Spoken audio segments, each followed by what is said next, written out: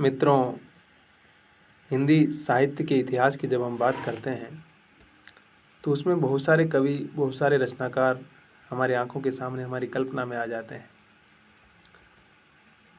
सच्चिदानंद हीरानंद वात्स्यायन अज्ञे, जिनका जन्म 7 मार्च 1911 को कुशीनगर देवरिया उत्तर प्रदेश में हुआ था, उनको हिंदी और अंग्रेजी भाषा का अच्छा ज्ञान था। सब विधाओं में लिखा उन्होंने।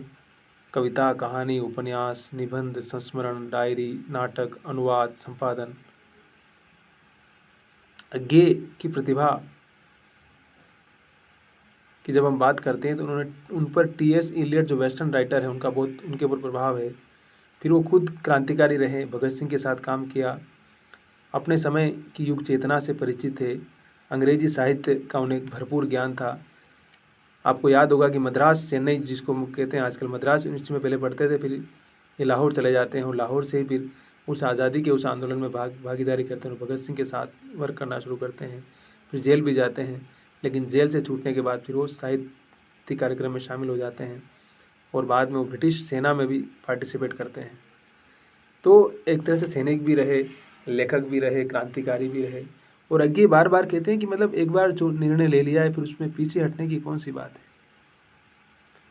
अज्ञे की रचनाओं से गुजरते हुए हम उनके संसार को बहुत तरह से समझ सकते हैं। उन्होंने बहुत सारी विधाओं में एक साथ लिखा और जम के लिखा, और शुरू में उनका बहुत ज़्यादा विरोध भी हुआ।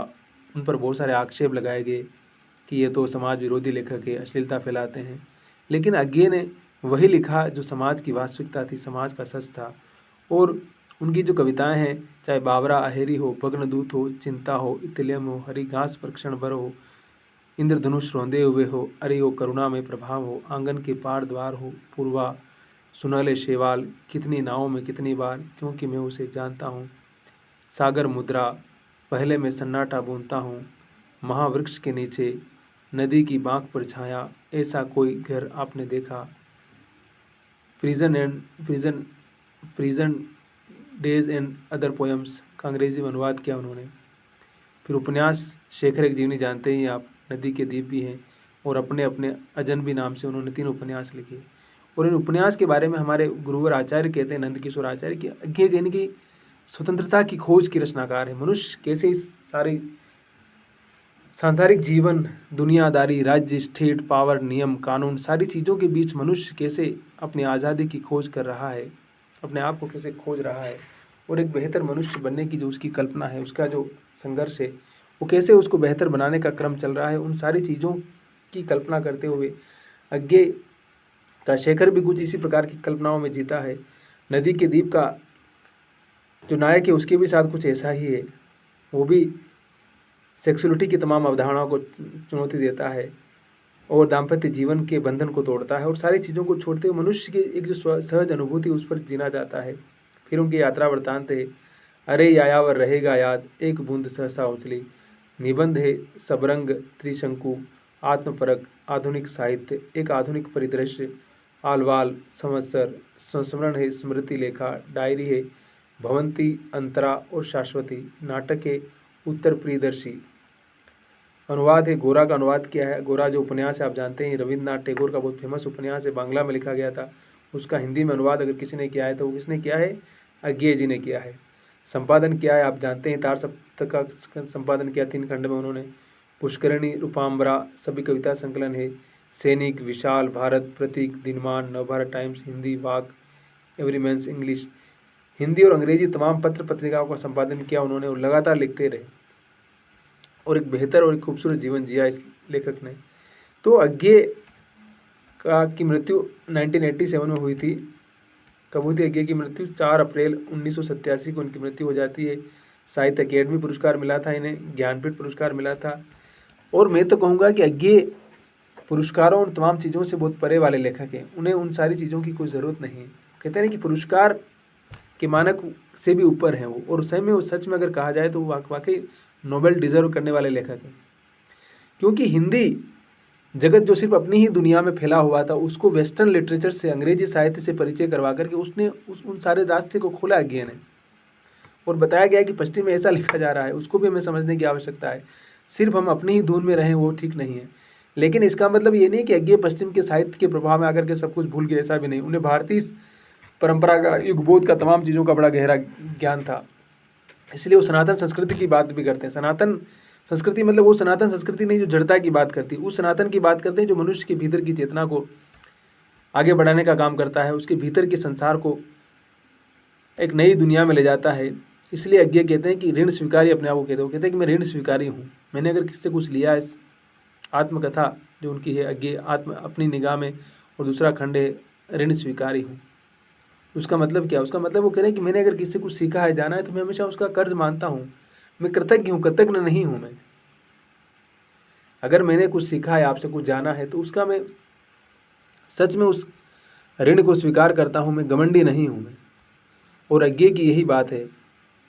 फिर उन्होंने साहित्य सौंदर्य बोध और शिवत्व बोध लिखा, साहित्य बोध, आधुनिकता के तत्व लिखे। ये सारे निबंध हैं, उनके पढ़े जाने चाहिए। शब्द, मौन और अस्तित्व की बात करते हैं, स्मृति और देश की बात करते हैं, संस्कृति और परिस्थिति की बात करते हैं। उसके बाद कला का स्वभाव और उद्देश्य की बात करते हैं।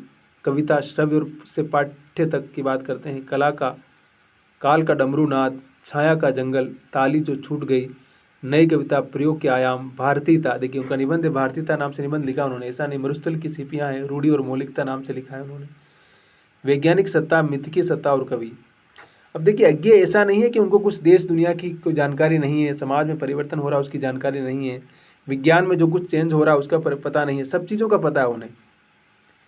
और उन सारी चीज़ों के बीच क्या तादाद में हो सकता है, कवि की क्या भूमिका हो सकती है, कवि कैसे उन सारी चीज़ों को समझ सकता है, उन सारी चीज़ों के आधार पर अज्ञेय अपने आप को अभिव्यक्त करते हैं। इसलिए उनके लिए कहते हैं शब्द का बहुत महत्व है और मौन का बहुत महत्व है, उनकी कविताएं जब पढ़ेंगे तो। और बार बार कहते हैं कि मतलब लेखक को कम बोलना चाहिए। इसलिए आप अज्ञेय को आप सुनेंगे, कभी हमको पढ़ेंगे तो लगेगा कि अज्ञेय के अंदर एक खास तरह का संगीत अंदर उनके लेखन में, उनके काव्य में, उनके जीवन में बह रहा था। और वो जो सहजता थी, जो सांगीतिक अनुभूति थी, वो कहीं न कहीं उनकी रचनात्मकता में निरंतर रिफ्लेक्ट हो रही थी। और प्रेमचंद से वो इसी बात में भिन्न, प्रेमचंद का संसार एकदम अलग है और लेखक की दुनिया अलग ही होती, जाहिर सी बात है। कोई किसी कॉपी तो होती नहीं है। जब किसी को कॉपी करता है तो फिर वो क्या क्या लिखेगा वो? तो अपना अनुभव क्या है, अपनी अनुभूति क्या है, उन सारी चीज़ों के माध्यम से अगर हम अज्ञेय को समझेंगे तो अज्ञेय कहते हैं ना कि मैं ऋण स्वीकारी हूँ। और ऋण स्वीकारी कहने का मतलब ही यही है कि अगर मैंने किसी से कुछ सीखा है, कुछ जाना है, कुछ ग्रहण किया है, तो मैं उसका कर्जदार हूँ और उस कर्ज को मैं ताउम्र स्वीकार करता हूँ और स्वीकार करूँगा। ये नहीं कि मैंने सीख लिया और मैं भूल गया, ऐसी बात अज्ञेय के यहाँ नहीं है। इसलिए अज्ञेय कहीं न कहीं मनुष्य के उस कल्पना लोक और उसके मनोविज्ञान लोक की यात्रा करते हुए, शब्द लोक की यात्रा करते हुए बार बार उसको चेताते हैं कि तुम्हें घमंड नहीं करना है, तुम्हें गर्व करना है और तुम्हें आत्मालोचन करना है और तुम्हें विनम्रता को चुनना है। अगर तुम एक लेखक हो, अगर तुम एक कलाकार हो, एक आर्टिस्ट हो, तो तुम्हारे अंदर क्या भाव होना चाहिए, तुम्हें किस प्रकार से जीवन को जीना है, समझना है, इन सारी चीज़ों को लगातार वो अपनी लेखनी और अपनी रचनात्मकता में अभिव्यक्त करते हैं। और मुझे लगता है कि अज्ञेय को समझने के लिए आपको फ्रायड का मनोविज्ञान भी समझने की आवश्यकता है। लेकिन भारतीय परंपरा का जो पूरा स्वभाव है ऋण स्वीकारी हूँ, उस भाव को भी समझने की आवश्यकता है। प्रकृति का जो सौंदर्य है, प्रकृति की जो दुनिया है, उसको भी अज्ञेय बड़ी सहजता और बड़ी विनम्रता के साथ अभिव्यक्त करते हैं। नाटकीयता, सरलता, भावबोध, उन सारे भावों को लेकर के वो चलते हैं। और कला का उद्देश्य क्या है, मनुष्य को कैसे मुक्त करती है, कैसे उसके संसार को निर्मित करती है, उन सारी अनुभूतियों को लगातार अज्ञेय अपनी कविता, अपनी कहानियों, अपने उपन्यासों, अपने निबंधों और अपनी रचनात्मकता में, अपनी डायरी लेखन में, अपने यात्रा वृत्तांत में अभिव्यक्त करते हैं। वो कहते हैं कि कलाकार को संपूर्णता को छूना चाहिए, एकांगी अपने आप को डेवलपमेंट नहीं करना चाहिए, और जीवन में जो कुछ उसने निर्णय लिए हैं उन निर्णय पर उसको खरा उतरना चाहिए। उससे फिर से लौट करके पीछे नहीं जाना चाहिए, बल्कि उसको आगे जाने की आवश्यकता है। अगर वो आगे जाने की राह को चुनता है तो जीवन की बेहतरी और जीवन के उस व्यापक बोध को समझ सकता है। अगर वो उसको नहीं चुनता है, उसका चुनाव नहीं करता है, तो उसके सामने संकट ही संकट होगा। इसलिए अज्ञेय को पढ़ा जाना चाहिए। अज्ञेय को पढ़ने से ज़्यादा महत्वपूर्ण समझने की आवश्यकता है। हम पढ़ते तो बहुत कुछ हैं, लेकिन शायद समझते कम हैं। इसीलिए हम बहुत सारी गलत फहमियों के शिकार होते हैं। तो हिंदी साहित्य के ही नहीं, मैं कहूँगा कि वाकई भारतीय साहित्य के महत्वपूर्ण रचनाकार है अज्ञे जी। और उनकी रचनाओं में जो कमियां हैं उसकी समीक्षा, उसकी आलोचना होनी चाहिए, लेकिन उनके योगदान को हम खारिज नहीं कर सकते हैं। तो हंसते रहिए, मुस्कुराते रहिए, मस्त रहिए, आबाद रहिए, और अज्ञे का शेखर एक जीवनी और नदी के द्वीप ज़रूर पढ़िए, उनके निबंध ज़रूर पढ़िए, उनकी कविताएं ज़रूर पढ़िए। चाहे नेट की परीक्षा हो, चाहे कोई भी परीक्षा हो, आपको लेखक बनना है, कलाकार बनना है, आर्टिस्ट बनना है, चीज़ों को सीखना है, तो पढ़ने की आवश्यकता है, समझने की आवश्यकता है, गुनने की आवश्यकता है। इसलिए गुनते रहिए और हंसते रहिए। और अज्ञे की एक जो उनके चेहरे को, उनके फ़ोटो को देखिए, एक अलग ही मुस्कान है उनके चेहरे पर, सुख देने वाली जो हंसी है, जो अजीब सी मासूमियत और एक बालक की हंसी है, उसको समझते हुए उस कलाकार का हम भी ऋण स्वीकारी हैं, हमें भी ऋण स्वीकार करने की आवश्यकता है। तभी हम सीख पाएंगे, समझ पाएंगे और आगे बढ़ पाएंगे। तो हंसते रहिए, मुस्कुराते रहिए, मस्त रहिए और आबाद रहिए। Have a great day.